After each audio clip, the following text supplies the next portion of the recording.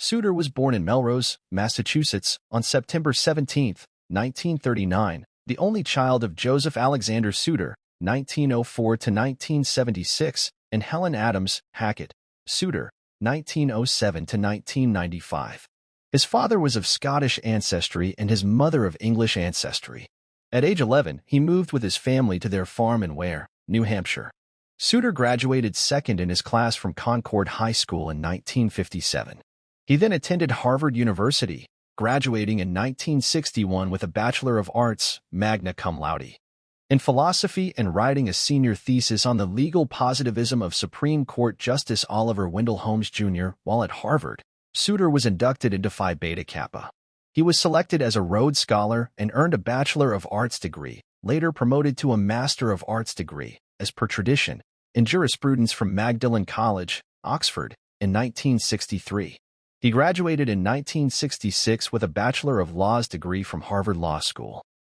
In 1968, after 2 years as an associate at the law firm of Orr in Reno and Concord, New Hampshire, Souter began his career in public service by accepting a position as an Assistant Attorney General of New Hampshire. In 1971, Warren Rudman, then the Attorney General of New Hampshire, selected Souter to be the Deputy Attorney General. Souter succeeded Rudman as New Hampshire Attorney General in 1976. In 1978, Souter was named an Associate Justice of the Superior Court of New Hampshire.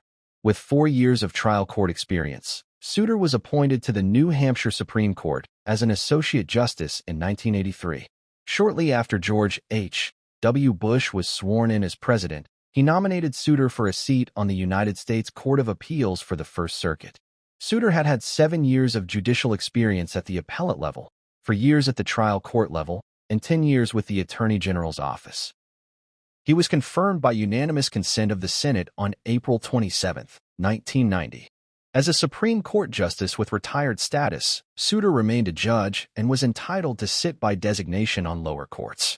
After his retirement from the Supreme Court and until 2020, he regularly sat by designation on panels of the First Circuit Court of Appeals, based in Boston and covering Maine, Massachusetts, Puerto Rico, Rhode Island, and his adopted home state of New Hampshire, generally in February or March of each year. Souter maintained a low public profile after retiring from the Supreme Court. In one exception, comments he made during a 2012 appearance at the Capitol Center for the Arts in New Hampshire about the dangers of civic ignorance were, in 2016, called remarkably prescient. Of the presidential campaign of Donald Trump, once named by the Washington Post as one of Washington's 10 most eligible bachelors, Souter never married, though he was once engaged. He was an Episcopalian. Souter was elected to the American Philosophical Society in 1994 and the American Academy of Arts and Sciences in 1997. In 2004, Souter was mugged while jogging between his home and the Fort Leslie J. McNair Army Base in Washington, D.C. He suffered minor injuries from the event, visiting the MedStar Washington Hospital Center for treatment.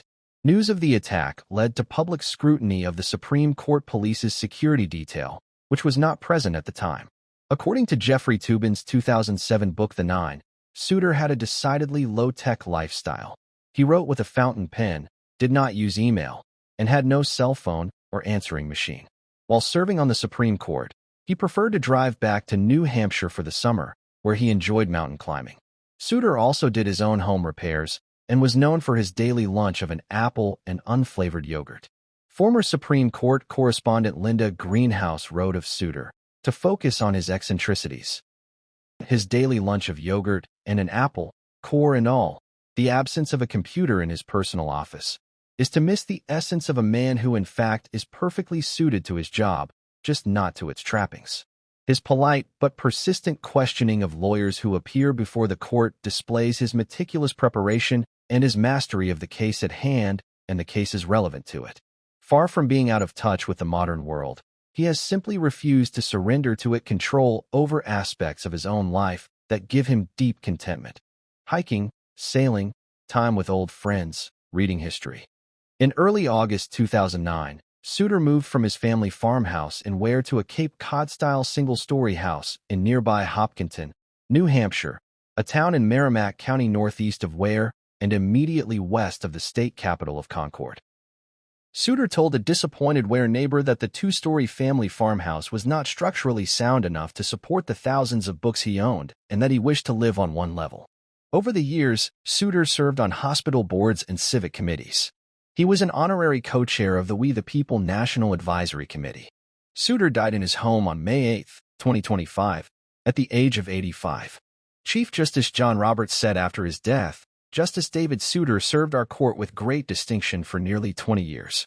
He brought uncommon wisdom and kindness to a lifetime of public service." After retiring to his beloved New Hampshire in 2009, he continued to render significant service to our branch by sitting regularly on the Court of Appeals for the First Circuit for more than a decade. He will be greatly missed.